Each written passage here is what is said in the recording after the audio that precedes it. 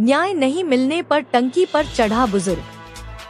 कृषि मंडी के पास राजीव गांधी गार्डन में बनी पानी की टंकी पर चढ़ा बुजुर्ग ने बताया कि अप्रैल उसने अपनी बेटी के यहाँ 22 तोला सोना व 4 किलो चांदी रखी थी जो चोरी हो गई। बुजुर्ग ने बताया, चोरी की खबर सुनकर मेरी पत्नी का भी देहांत हो गया।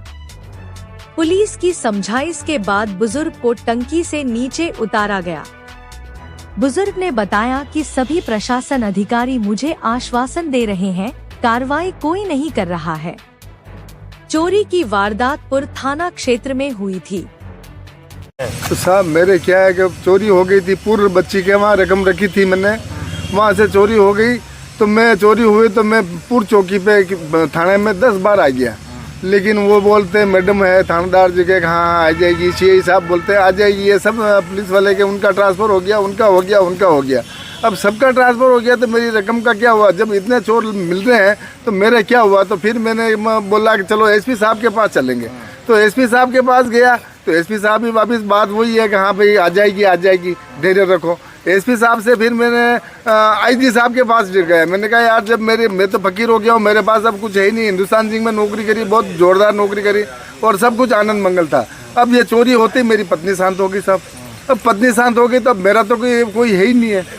अब इसलिए मैंने कहा मेरे को भी जी के क्या करना। तो आईजी साहब के पास गया तो आईजी साहब भी अजमेर, उन्होंने बोला कि नहीं मैं तहकीकात करवा के तुम्हारी चीज़ भी आएगी और चोर भी आएगा, जो भी होगा जो आएगा। तो अभी तक नहीं आया। फिर मैं कलेक्टर साहब के पास आया। कलेक्टर साहब ने बोला कि 7-10 दिन 8-10 दिन रुको आप। और मैंने कहा मैं इच्छा मृत्यु मैं देने इसीलिए आया हूँ साहब, मेरे को मरना है, मेरे को कोई जी के क्या करना। अब जब सरकार ही अपनी है, सरकार में ही अपना कोई नहीं हो रहा है तो फिर क्या साहब। मैं एसपी साहब के पास चला गया, आईजी साहब, डिप्टी साहब, कलेक्टर साहब। अब और घंटा कोड़े जाना मैं क्यों, भाई ऊपर तो भगवान है। मैंने कहा अब मैं ऊपर ही जाऊंगा। कब की बात है ये साहब 1 अप्रैल की बात है। 1 अप्रैल को चोरी हुई थी और 1 अप्रैल को रात को दिन में मेरी पत्नी शांत हो गई। वो बात सुनते ही समाचार आया करे कि वो चोरी हो गई तो मेरी पत्नी शांत हो गई। कितना नुकसान हुआ साहब? 20-22 तोला सोना था और सब चांदी थी, 4 किलो चांदी थी। ये का मामला है? ये पूर का मामला साहब। पूर में मैं 10 बार आ गया उनके पास, मैडम के पास। वो के हाँ बैठो।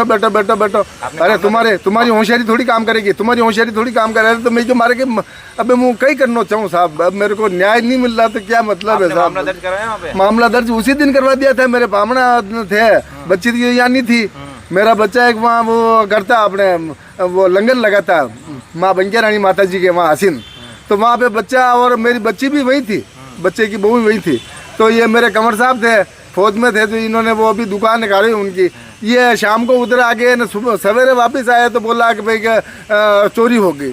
तो चोरी होगी तो बच्चे सब किदो ही थे बच्चे बटूम थानेदार साहब ने सबने बुलाया ही थे। तो लेकिन कई आल्प का कई तहकीकात नहीं हुई। हम आपने सारा सोना आपकी बच्ची के यहाँ रखा था? बच्ची के यहाँ रखे साहब। चोरी वहीं से हो गई साहब। यहाँ नहीं रखता तो मेरा चोरी नहीं होती तो मेरी पत्नी भी नहीं भरती साहब। बच्ची का क्या नाम था? बच्ची लक्ष्मी आचार्य। पूर्व का मामला आपका? हाँ पूर्व का साहब। ये नया 11 माता का मंदिर है ना, बस इसके पास में मकान है। तो आपका अब क्या मांग है आपकी? क्या मांग? चढ़ तो गए पानी की टंकी पे, उतर भी गए। मैं तो जी के क्या करना, मेरे को तो मेरा दिमाग ही डिस्टर्ब हो गया। मेरी पत्नी चली गई, सब कुछ चला गया, मेरे को जी के क्या करना, मैं तो मर जाऊंगा बस। जब मेरे को न्याय नहीं मिल रहा था क्या मतलब है। क्या नाम आपका? जगदीश चंद्र आचार्य। पलाना रहता हूँ मैं, फतेहनगर। गरीबा मैं इसमें नौकरी थी मेरी।